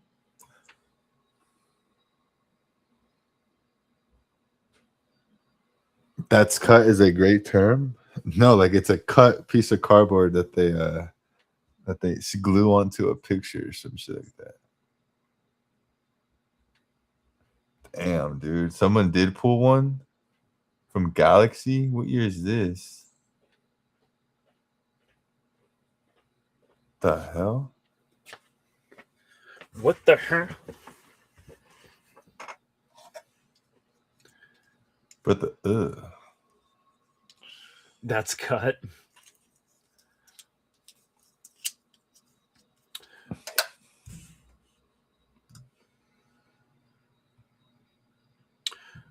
So I think the last thing that we wanted to bring up and talk about is just Star Wars Celebration. So May 4th, obviously May the 4th is Star Wars Day, and we've got pre-orders dropping for Masterwork, but then 2 days later, there's going to be a mad dash to get tickets for Star Wars Celebration in LA 2027. Are you going? I'm already here. Yeah, I'm psyched. Yeah. I think I'm going to come out.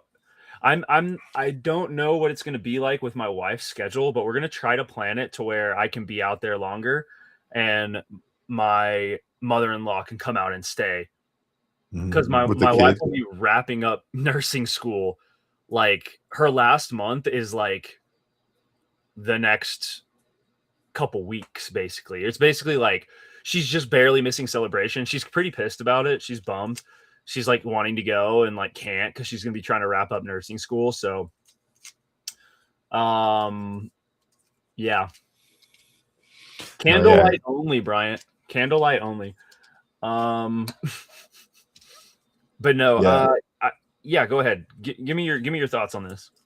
I honestly, there's no Tony can do all the thinking for me when it comes to Star Wars Celebration. All Yeah. I'm worried about is Topps announcement, which we Mhm. probably won't get anytime soon.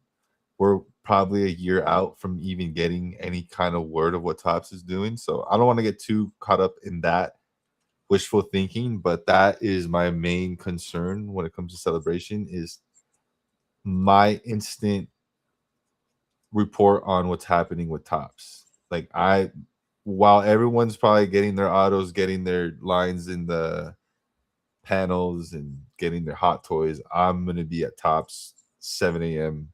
VIP ticket in hand, ready for whatever it is. First thing I'm doing is I'm grabbing, like the second I grab my first box, I'm turning around and I'm doming it on camera and posting the video, and I'm taking the case and I'm going all the way home and I'm going live. And I'll see you guys I'll see you guys later. I'll see you guys later. That's my plan. Yeah. Um yeah, I will be doing similar. I mean, I did that in Japan, like Yeah. basically, not entirely, but like because we were just like, what are we even doing? Try to figure that out. But whenever I ran into you, which was super early on, like I had a bag full of boxes already, you know what I mean? So it's gonna be similar. They may not let us buy cases right away. Mhm. So that might throw a wrench in your works. But I like the It idea does of not throw any wrench in my work, brother. I'm doming right Mexican away. and I'm home. My whole family's here, brother. All it takes is a $70 ticket to get each person in. I'm scalping. Oh, I see what you're I'm saying. You're scalping, brother. I see what We you're are doing. scalping. Oh, Call you're me. gonna Block you me got now. a Block me parade of now. people. You got a Block parade of me people that down. are coming in. Yeah, Task Rabbit. I'm gonna hire people to wait in line. I'm going hard, dude. I'm That's telling you right wild. now, if I were to show you the numbers I produced while I was in Japan, you would be doing the same thing. Yeah, totally. Yeah, Totally. it was insane. Yeah. Bring people with you. Yeah, I'm gonna be alone, a lonesome dove. So We'll it's stop. all good. Never mind. Shut up. I'm literally I'm gonna be I don't even know what I'm gonna do yet, but we'll see how it goes. What if man, I wonder what kind of set they're gonna do this year. It's so starkly different, the two different sets we've gotten. It's gonna be really hard to anticipate, you know? Yeah, and again, like we were saying about nationals, that's if they're doing a set this If. Yeah, that's a big year. if. We Yeah, had this big if question mark with Japan too. We didn't know until like the first hint we got was okay, Tops is on the map, that's literally it. on you could see Tops was Yeah, on the map for the celebration overview. And so we're like, well, surely if they're gonna be there as a vendor, they're gonna have something. And so that was the assumption, which turned out to be correct. But we didn't know, I don't even think we had any knowledge. bro. I didn't know the price until I asked you. Yeah. I Yeah, didn't even know the price after I bought it. Like, so you know what I mean? Because it's like, I was just like, my head was just spinning and I was just grabbing what I could, you yeah, know? And I was just like, wait, how much is that? Because it was all in yen. Um, but yeah, we didn't actually know. No, they did not announce it, bro. Like, yeah, we don't really know. That's kind of what we're talking about. It's like the first time I saw the mail box was when I walked in the booth day one. Yeah, exactly. Exactly. So, gosh, yeah. I guess we'll have to wait and see, just like always. well, But guys, just this is what is funny is I have like those things set up where they remind you, oh, look what you were doing a year ago if you want to go through these photos and shit. And where I think we're a year now today. today, I think so. Hold on. Last April. Yeah, so tomorrow, the 24th, 25th, 26th would be the days of celebration. So today is the day we all like, you know what I mean? So it's a year. So I got all these, I think, yesterday, and I was going through all the photos of us at celebration, and I'm like, this was just last month. no, it just happened. Like it's just like I remember when it got announced 2027 Los Angeles, like holy fuck, that's so like far from now. I know. It's next year. We're gonna be hanging It's out. We're all gonna next be hanging year, out before you guys. know it. It's gonna be a blink of an eye. So it's gonna be Yeah. boom. Next thing you know, we're gonna be 2027. They're gonna announce Orlando 2029. Yeah. Yeah. Yeah. Which will be sick. Yeah, Yeah. I'm about keeping the stateside. Honestly, it makes our lives way easier. Even though it is fun to go on those like types of adventures and trips. um, but oh man, yeah, I got to go through. I've got some cool videos still. I've got that video of us in the pub, in the English pub, of you pulling that mall sketch.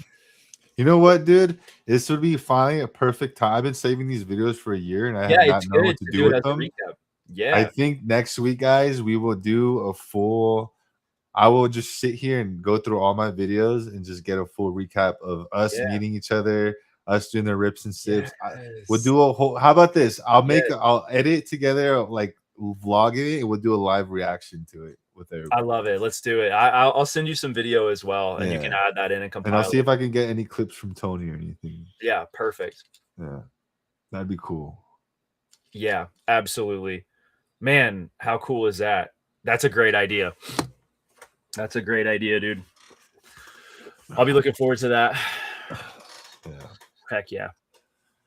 Well, dude, do you have But anything else you want to I was just about to say I'm good in terms of what I have to say. If anyone has anything to ask or anything you want to talk about, this is the final four.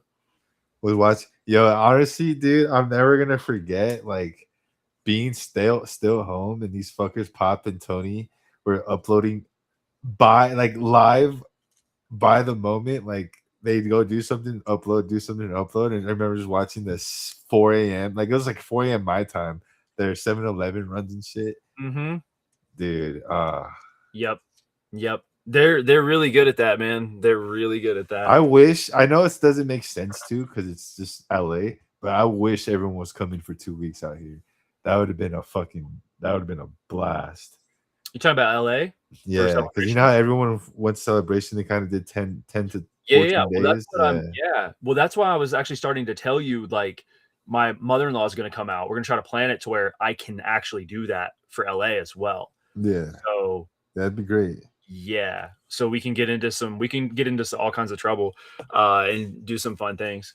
Yeah, so it'll be I think I should be able to pull off 10 days. And we'll just Easy. have to figure out what we want to do, you know? Yeah. Well, I'll text you because maybe I can help you out, save some of that cost. That'd be great. Yeah. Yeah. That would be awesome. Yeah. For sure. But Dude. yeah, that's pretty much it for me, guys. Yeah, same.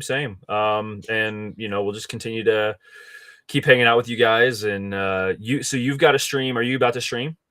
I don't know yet.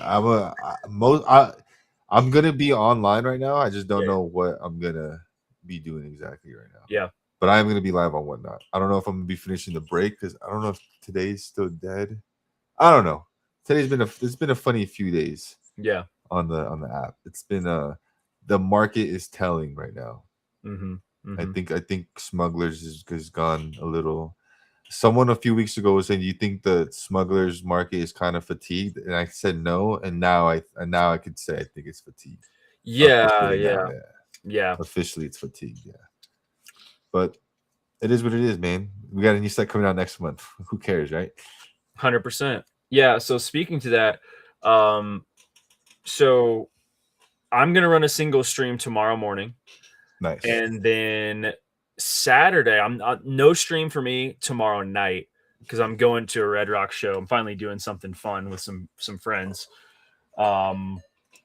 which is cool. I'm psyched on that. And then on Saturday, I'm doing a 12 box mixer. So teams are going to go live. I was planning on posting them up tonight, but one of my orders hasn't made it yet. So I usually wait until I have everything before I go live with something. So I'm doing, what all do I have here?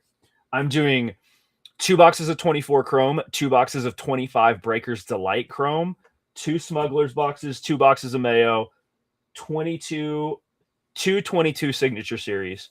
It's gonna be 12 boxes, 6 different products, hyperspace as well, 25 hyperspace, 2 boxes as well. So that's going to be happening on Saturday night. Just to speak to that fatigue, we're just going to mix it up with a lot of different stuff. We're bringing in the 25 hyperspace. I'm still going to have Galaxy. I got a case over there as well. So we should be having a good time diving into some different combos on Saturday. So hell yeah.